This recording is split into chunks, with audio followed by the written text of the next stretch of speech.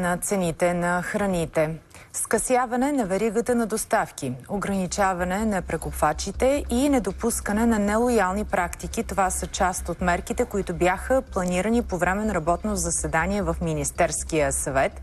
Сега подробностите ще научим от Румяна Стоилкова.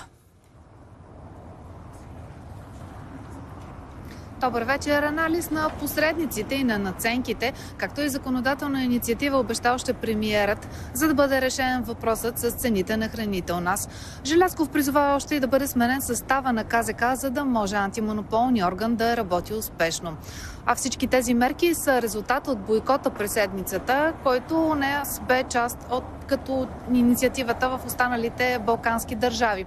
Ето и резултатите, които обяви финансовото министерство от бойкота. Ако ден преди него оборотите са били над 27 милиона лева, в деня на самия бойкот те са паднали над 19 милиона или намалението е над 28%.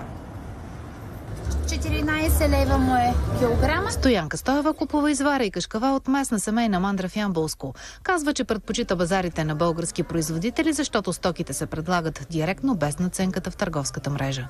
По-качествено е. Сега съм го опитала по-качествено. 16 лева кашкава, но даже на магазина и повече. Цените на производителите са поне с 20 на 100 по-ниски от магазина, отчитат хората в региона. Кашкавала е на 16 лева днес. Тук сиренето е на 14, киселото ни мляко е на 1,20. Цени на производител са тук, а на търговските вериги не мога да ви кажа кой каква надценка си слага. Докато Стоянка избира млечните продукти от производител в Ямболско, министри и агенции обсъждаха как да се улесни достъпът на потребителя до производителя и да се защитят крайните клиенти. Скъсяване на веригата на доставки, ограничаване на прекупвачите и утежняването на цената.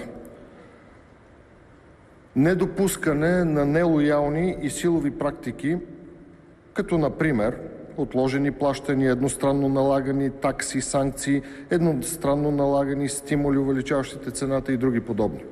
И още НАП да направи анализ за дейностите на търговските вериги. От производител до краен потребител. Колко са посредниците, каква надценка всеки от участниците начислява и каква е финансовата дисциплина на всеки по веригата.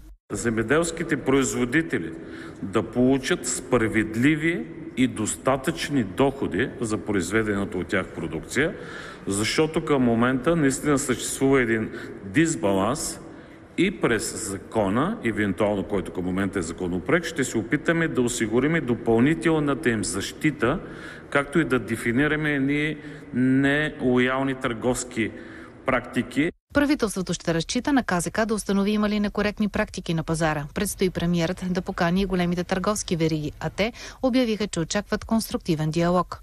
Подкрепяме идеи за скъсяване на веригата на доставки и подпомагане на български производители. Нещо, за което големите компании работят от години по различни техни програми. Премиерът обеща правителството да не предприема мерки, които да изкривяват пазара. А в социалните мрежи се заговори за нов бойкот на 20 февруари.